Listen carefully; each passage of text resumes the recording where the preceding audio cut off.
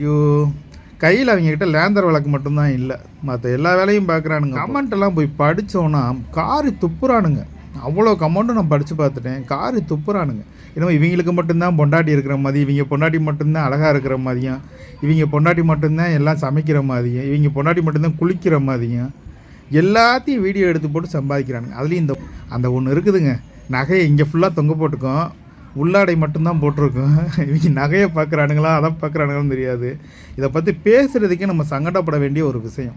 ஏன்னா நம்ம வீடியோவை 4 பேர் பார்க்குறாங்கன்னா அந்த 4 பேரில் சிறுசு பெருசு பெண்கள் முதியவர்கள் எல்லாருமே இருப்பாங்க. யாரா நீங்களாம் எங்கேருந்துடா வரீங்க அப்படின்ற மாதிரி தான் இருக்குது. இங்கே இருக்குது பார்த்தீங்களா அந்த பொட்டு, இந்த பொட்டு இதெல்லாம் வந்து நம்ம நார்மல் பிள்ளையே பவுட்ரு டப்பா எடுத்து பவுட்ரு போட்டாலே வீட்டுக்குள்ளே வெளுப்பானுங்க.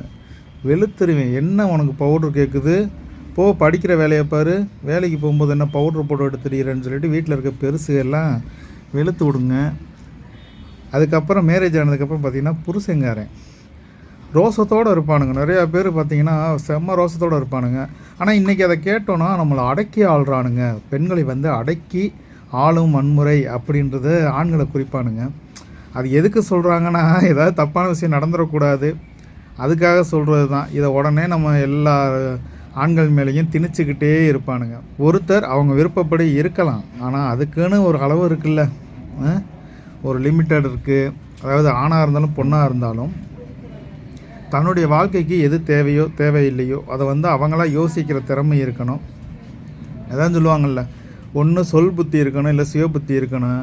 ரெண்டும் இல்லாத மாடு ஊரை சுற்றிக்கிட்டு தான் தெரியும்னு அந்த கணக்கில் தான் இருக்குது. இன்றைக்கி பார்த்தீங்கன்னா மூஞ்சியில் போடுற மேக்கப்பு 700 800 போட்டு வாங்குகிற அளவுக்கு திறமை இருக்குதுன்னா யாருக்கு இருக்கும் அந்த திறமை? இது திறமைன்னு சொல்கிறதா இல்லை இது ஒரு மானங்கட்ட பொழப்புன்னு சொல்கிறதான்னு தெரியல எனக்கு. இல்லை, ஒரு 10 தடவை வீடியோ போடுறது, வீடியோ போட்டதுக்கப்புறம் நம்ம கொஞ்சம் ஃபேமஸ் ஆகிட்டோன்ற நினப்பில் இதுகெல்லாம் மானங்கட்டு போய் இருக்கிற எல்லாத்தையும் எடுத்து என் மூஞ்சியில் நான் இதை தடவி இருக்கேன், இதுக்கப்புறம் இதை தடவி இருக்கேன், இதுக்கப்புறம் இதை தடவி இருக்கேன்னு ஒவ்வொன்றா காமிக்கிறியே. 7.5 கழுத வயசாச்சு, இது தேவையான்னு சொல்லி மேக்கப் போடட்டும், வேணான்லாம் சொல்லலை. அதை போடுறத வீடியோவை எடுத்து நெட்டில் போட்டுக்கிட்டு நான் இப்படி அழகாக இருக்கிறேன், இப்படி அழகாக இருக்கிறதுக்கு காரணம் இதுதான், இந்த மேக்கப் கிட்டு வாங்குங்கன்னு சொல்லி விளம்பரப்படுத்துகிறீங்க பார்த்தீங்களா? அதை பார்த்துட்டு எத்தனை வீட்டில் இல்லாத குடும்பங்கள்லாம் அதுக்கு பின்னாடி போய் அதை வாங்கி உபயோகப்படுத்தணுன்ற எண்ணத்தில் புருஷங்காரனுடைய ஒரு நாள் சம்பளமே அந்த 500 600 தான் இருக்கும். அதை வாங்கி உபயோகப்படுத்துறதுக்கு அந்த 600 அதில் போட்டால் அவனுடைய குடும்பம் எதை தின்னும்? ஒரு பொது அறிவு, ஒரு சுய அறிவு, ஒரு ஒழுக்கம் இதெல்லாம் எங்கே போச்சுன்னு தெரியல. இன்றைக்கி இருக்கிற இந்த யூடியூப் வீடியோ போடுற பெண்கள்கிட்ட மானங்கெட்டு போய் திரியிறானுங்க குடும்பமே. இங்கிட்டு ஒரு பக்கம் அந்த ஏற்கனவே சொன்னமே தான் பொண்டாட்டி ஆட விட்டு பெத்த பிள்ளை ஆட விட்டு வீடியோ எடுத்து போட்டுட்டு திரியிறானுங்க. இன்னொரு பக்கம் பார்த்தா ஐயோ, கையில் அவங்ககிட்ட லேந்தர் விளக்கு மட்டும்தான் இல்லை. மற்ற எல்லா வேலையும் பார்க்குறானுங்க. கமெண்ட் எல்லாம் போய் படித்தோன்னா காரி துப்புறானுங்க. அவ்வளோ கமெண்ட்டும் நான் படித்து பார்த்துட்டேன். காரி துப்புறானுங்க.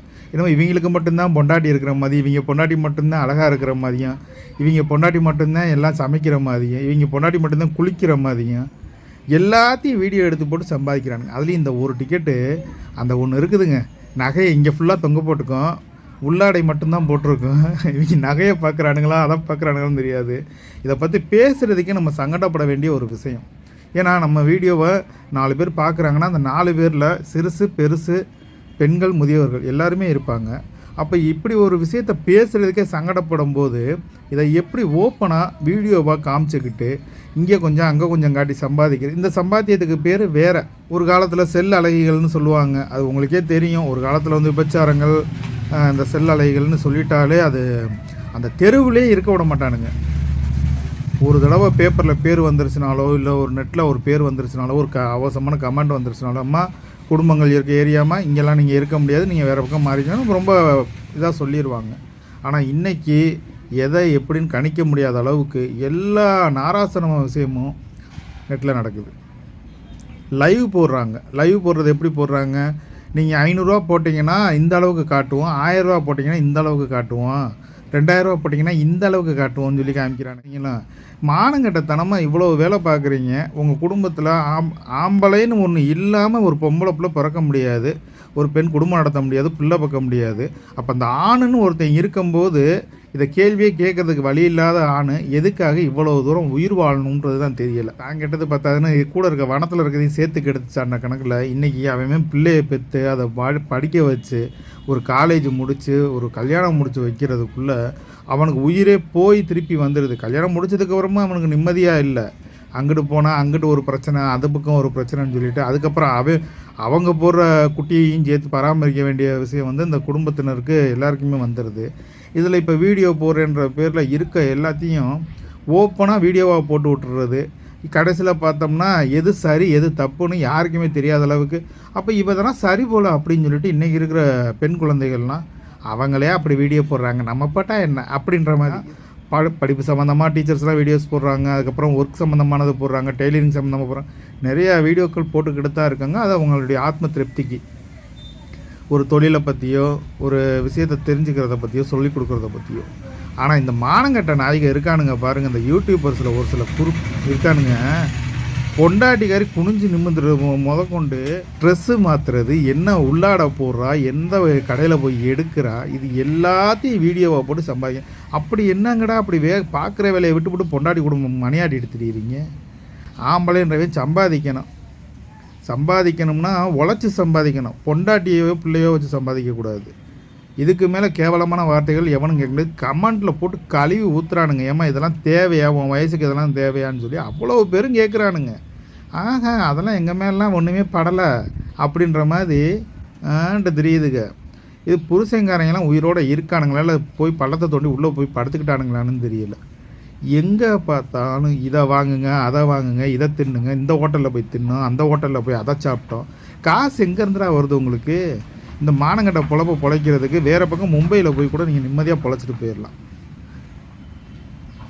இந்த மேக்கப்புக்கு இதை வாங்கணும் அதை வாங்கணும், இது வாங்கணும், போட்டுக்க ட்ரெஸ்ஸு இந்த ட்ரெஸ்ஸு வாங்கணும், அந்த ட்ரெஸ்ஸு வாங்கணும்.